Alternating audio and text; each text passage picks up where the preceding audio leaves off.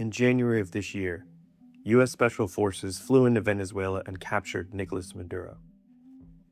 It was one of the most classified operations in recent American history. Almost nobody on Earth knew it was coming. But someone did. One of the soldiers who helped plan it. And 3 days before the raid, he logged onto a betting site and put $32,000 on it happening. He turned that into $444,000. I'm a lawyer. I read the government's entire case against him, and the details are unbelievable. Let's go through it. First, you need to know what Polymarket is. It's a prediction market, a place where you bet real money on whether real-world events will happen. Elections, Fed decisions, wars, things like that. Every market is a simple contract. So if the event happens, a yes, that's a share that pays out $1.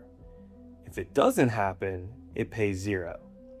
So the price of a yes share is basically the market's live odds.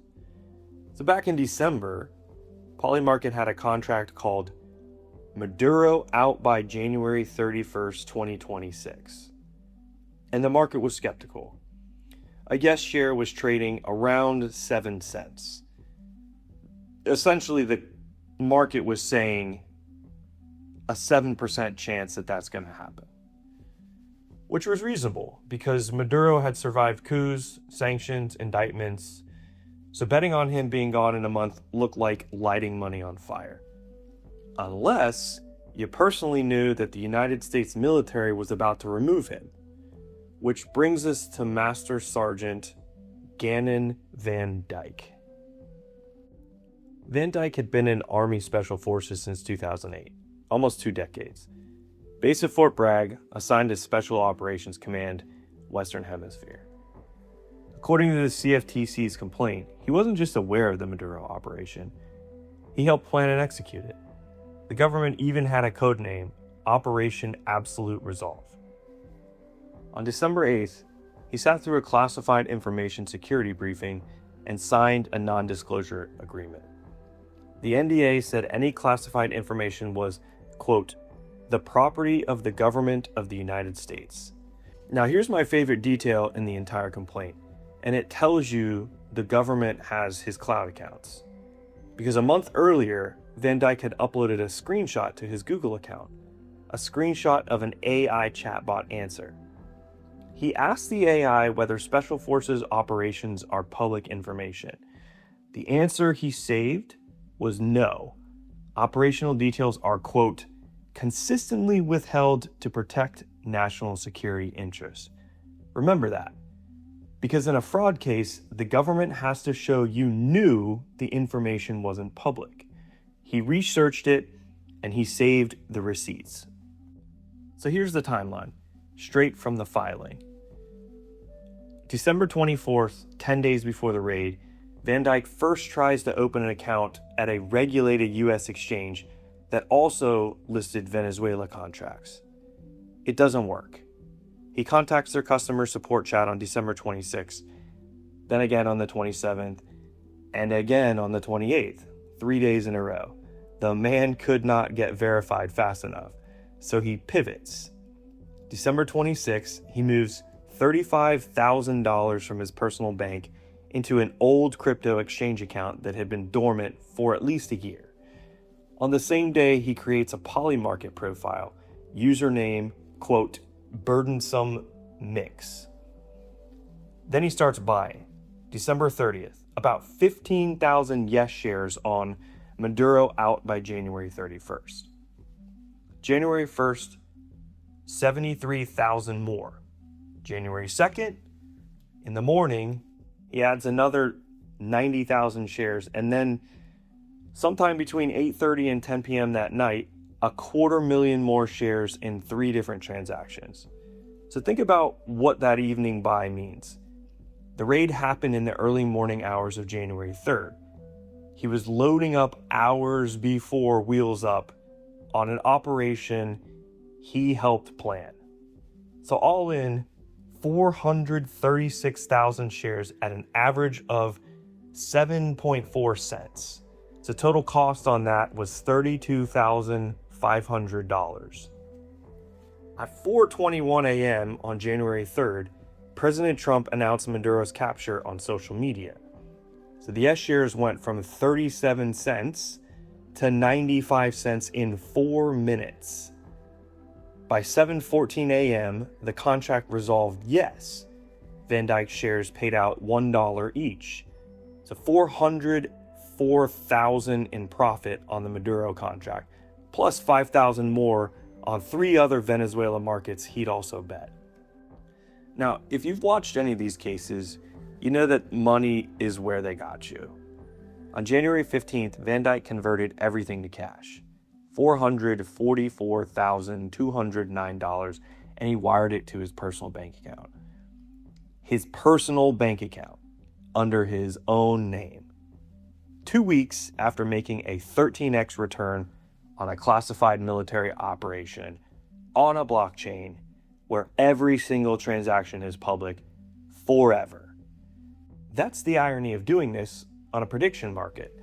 He picked the one casino where the security tapes never get erased. Blockchain analysis flagged the suspicious Maduro trading almost immediately, and the trail led straight back. According to the criminal indictment, he tried to clean it up, routing funds through a foreign crypto wallet, changing email addresses, even asking Polymarket to delete his account, after the press had already reported on the suspicious trades. Okay, lawyer hat on. Here's why this case matters way beyond one soldier.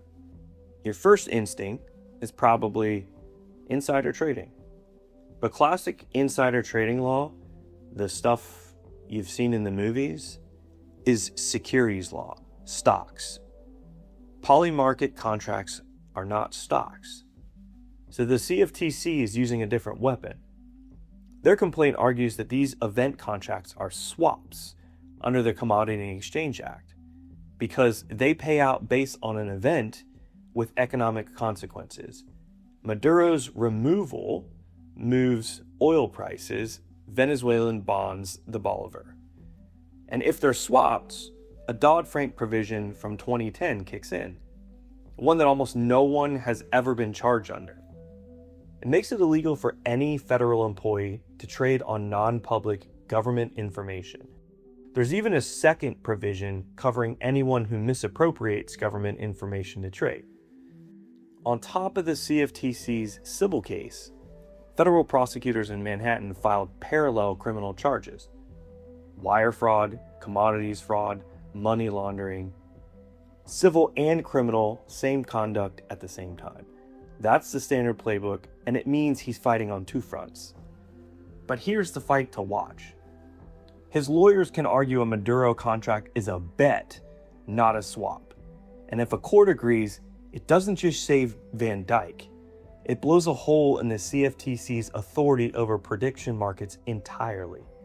The question's already splitting courts, and regulators have made their position loud and clear. The CFTC's enforcement director called the idea that insider trading rules don't apply to prediction markets a myth. They mean it too. Weeks after this case, they charged a Google engineer who allegedly used internal company data to win $1.2 million betting on Google's own year in search rankings. Prediction market enforcement isn't a one-off, it's a new front. So if you trade on Polymarket or Kalshi and you've ever thought, it's just a betting site, insider trading rules don't apply, this case is the government's answer. Van Dyke made $444,000. He now faces disgorgement of every penny, civil penalties on top, a permanent trading ban, and in the criminal case, decades of potential prison time. He is, of course, presumed innocent, and these are just allegations. But the wildest part to me is still that screenshot. He asked an AI if the information was secret, saved the answer confirming it was, and traded anyways. The government didn't have to prove he knew, he documented it for them. Everything in this video came from the actual court filings, the CFTC complaint and the criminal indictment, not from news articles. Links below. If you want more real cases, read straight off the docket by an actual lawyer. Subscribe. Next up, 30 people, including corporate lawyers, just got indicted for a decade-long insider trading ring built on stolen law firm documents. This is legal information, not legal or investment advice. See you in the next one.